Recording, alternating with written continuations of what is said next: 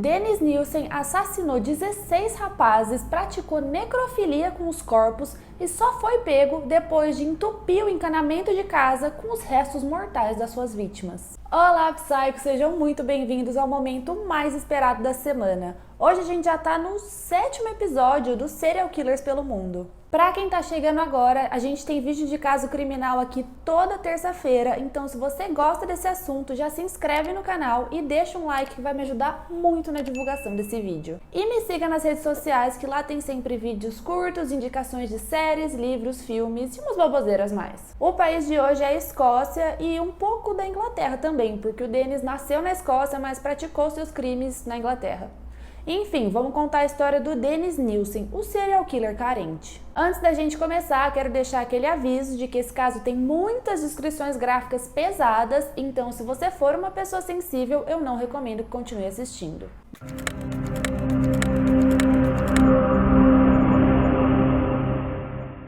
Dennis Andrew Nielsen nasceu no dia 23 de novembro de 1954 na Escócia. A mãe dele era escocesa, a Elizabeth White, e o pai dele era norueguês, o Olav Nielsen. A Elizabeth e o Olav se conheceram porque o pai do Nielsen era soldado. Ele foi para a Escócia depois que a Noruega foi ocupada por tropas nazistas durante a Segunda Guerra Mundial. Aí ele e a Elizabeth começaram a namorar e logo em seguida eles casaram, foi bem pouco tempo depois. O casamento foi em 1942. Como o Olav era soldado, ele vivia viajando, mas nas breves passadas dele em casa, a Elizabeth acabou engravidando 3 vezes. O primeiro filho foi o Olav Jr., o do meio foi o Dennis e a mais nova, a caçula, foi a Sylvia. A Elizabeth ficou nesse casamento por 7 anos, mas era uma coisa bem solitária, sabe? Porque o Olav nunca estava em casa, ele sempre estava viajando por causa da guerra e ela tinha que ficar lá, cuidando da casa, dos filhos, fazendo tudo sozinha. E também tinha um outro problema, que o Olav abusava bastante do álcool,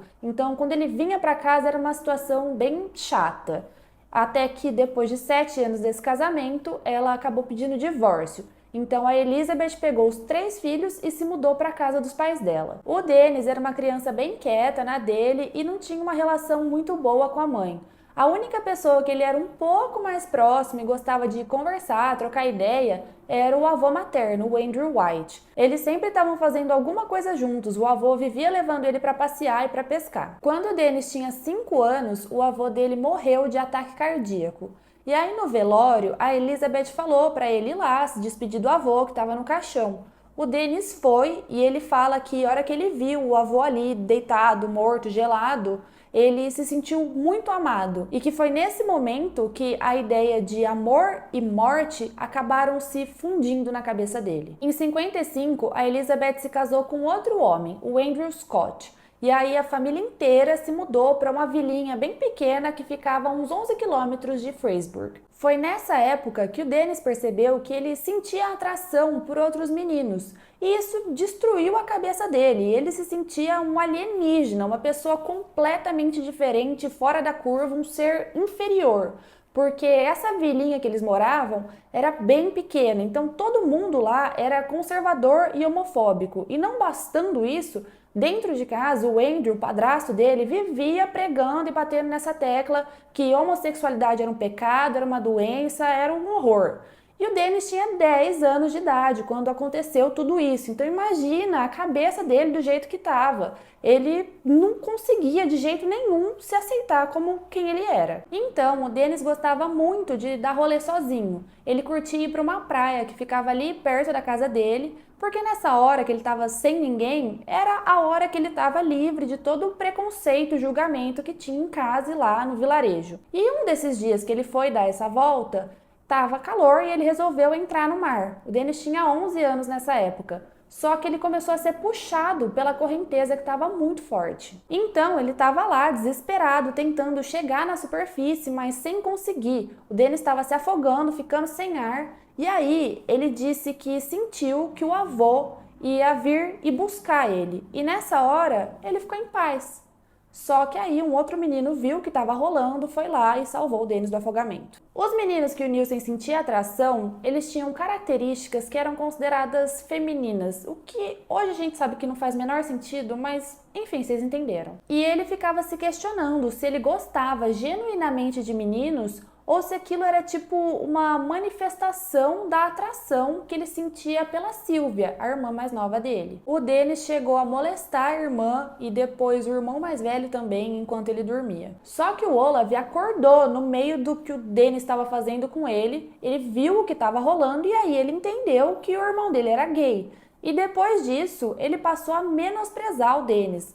Sim, sem tentar esconder de ninguém, ele fazia um bullying diário em casa. Aí o Dennis estava cansado de tudo, do padrasto com os discursos homofóbicos dele o tempo todo, da relação com a mãe que era péssima, o avô que tinha morrido e agora o irmão azucrinando a vida dele. Então o Dennis foi embora de casa. Com 14 anos, ele entrou para a Força de Cadetes do Exército e ficou lá por 2 anos até ele se formar na escola. Depois disso, em 1961, ele se matriculou no Exército Britânico e começou a treinar para ser chefe de cozinha lá. A atração dele por outros homens só aumentava e o Dennis reprimia tudo, porque naquela época era ilegal ter relações homossexuais.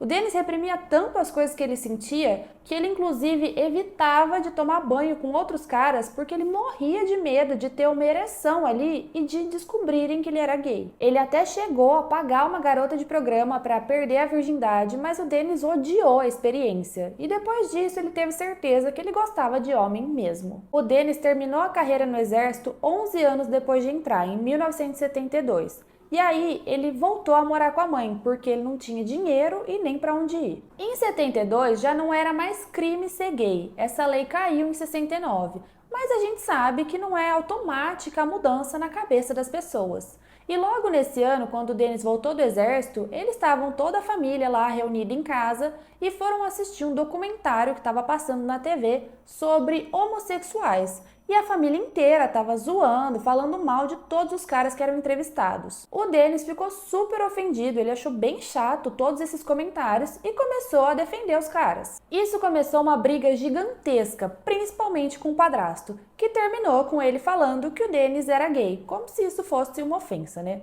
Mas enfim, foi a gota d'água do Nielsen, então depois dessa briga ele pegou as coisinhas dele e foi embora para Londres, e aí cortou contato total com todo mundo da família. Em 73, ele começou a trabalhar na Polícia Metropolitana de Londres, mas o ambiente ali de trabalho era mega homofóbico, então o Dennis não tinha nenhum amigo, ele se sentia muito sozinho. Então ele começou a beber muito. Todos os dias depois do trabalho, o Dennis ia para algum bar ou pub gay e enchia a cara. E lá ele até conhecia alguns rapazes, saía com eles, mas era tudo muito casual. E o Dennis queria encontrar o amor, ele queria ter um relacionamento mesmo. Em 73, o pai do Dennis morreu, e aí cada um dos filhos recebeu um pedaço da herança. Com esse dinheirinho guardado, o Dennis resolveu pedir demissão da polícia, porque ele já não gostava daquele ambiente de trabalho, e foi fazendo alguns bicos até ele se firmar no emprego mesmo em 74, que foi no setor público. O Dennis era um cara bem emocionado. Teve um dia que ele estava andando na rua e viu um rapaz ser ameaçado por um grupo de homens. E aí ele foi lá, se meteu na confusão e salvou esse cara. Depois do que aconteceu, eles ficaram conversando, foram até a casa do Dennis. Lá eles ficaram bebendo, trocando ideia e uma coisa leva a outra, eles acabaram dormindo juntos. E no dia seguinte, eles resolveram morar juntos. Sim. Assim, por mais incrível que pareça, esse relacionamento durou 1 ano. Só que só o Dennis pagava pelas coisas, da casa, de alimentação, de tudo, porque ele tinha ganhado aquele dinheirinho da herança do pai. Só que o Dennis ficava incomodado com isso. E somando essa questão financeira com o fator do namoro dos dois ser meio aberto, que não era totalmente aberto, mas os dois viviam levando outros homens para casa e depois ficava um acusando o outro de traição, o que gerava muitas brigas e acabou desgastando o relacionamento deles. Então, em 77, o David foi embora de casa e, de novo, o Dennis se sentiu completamente sozinho, arrasado e abandonado. Até que em dezembro de 78, o Dennis conheceu um menino num desses bares que ele curtia aí. Esse menino era o Stephen Holmes, de 14 anos. Por ele ser menor de idade, o Stephen não estava conseguindo comprar bebida. O Dennis viu o que estava acontecendo e falou para ele: não, bora lá em casa que lá tem cerveja para nós dois. Aí eles foram, beberam, conversaram e dormiram juntos. Só que no dia seguinte, o Dennis não queria que o Stephen fosse embora, de jeito nenhum. Mas o Dennis sabia que, eventualmente, o Stephen ia ter que voltar para casa. Então, enquanto o menino dormia, ele pegou uma gravata, passou em volta do pescoço dele e enforcou o Stephen. Só que no meio disso ele acabou acordando, tentou lutar, mas o Dennis foi mais forte e ele acabou apagando. Aí ele pegou um balde cheio de água e enfiou a cabeça do Stephen lá dentro, segurou ele até ele morrer afogado. Então ele conseguiu o que ele queria, uma pessoa que nunca ia embora. O Dennis ficou com o corpo do Stephen por dias, ele gostava de se masturbar em cima dele. Até que uma hora o corpo começou a entrar em estado de decomposição e o Dennis simplesmente levantou as tábuas do piso da casa e guardou ele ali embaixo do assoalho. Um ano depois de fazer a sua primeira vítima, o Nielsen atacou de novo. Ele conheceu um outro menino num pub, o Andrew Hall, de 23 anos, e levou ele para casa. Lá eles fizeram sexo e durante o ato, o Dennis começou a enforcar o Andrew com uma gravata.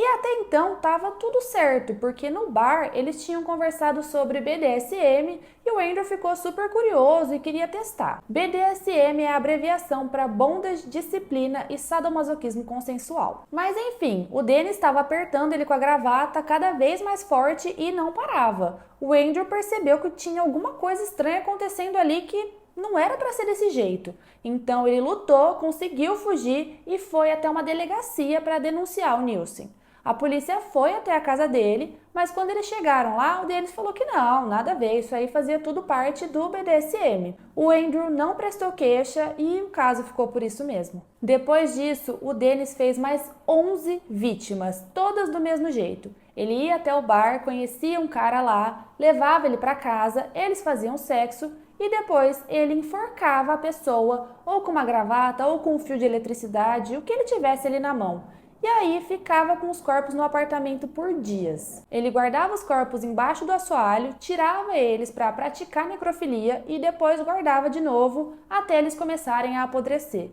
Então o Dennis ia atrás de uma nova vítima. Até que um dia, o dono do apartamento que o Dennis morava pediu para ele desocupar o imóvel porque ele queria fazer uma reforma. A princípio, o Dennis surtou porque tinha um monte de corpo lá embaixo do assoalho. Só que aí o dono falou, não, eu te dou 1.000 libras para você ir embora. E o Dennis falou, beleza, então fui, tchau. E foi, ele foi embora, simplesmente largou tudo lá e vazou. Porque afinal ele tinha 1.000 libras, né? Então ele se mudou. O Dennis foi para uma outra casa que não era térrea igual a que ele morava, ele alugou só o andar de cima. Agora não tinha mais o assoalho para ele esconder os corpos, porque embaixo do piso era a casa de quem alugou o andar de baixo. Em março de 82, quando o Dennis tinha 36 anos, ele conheceu um outro cara no bar, o John Hollett, de 23.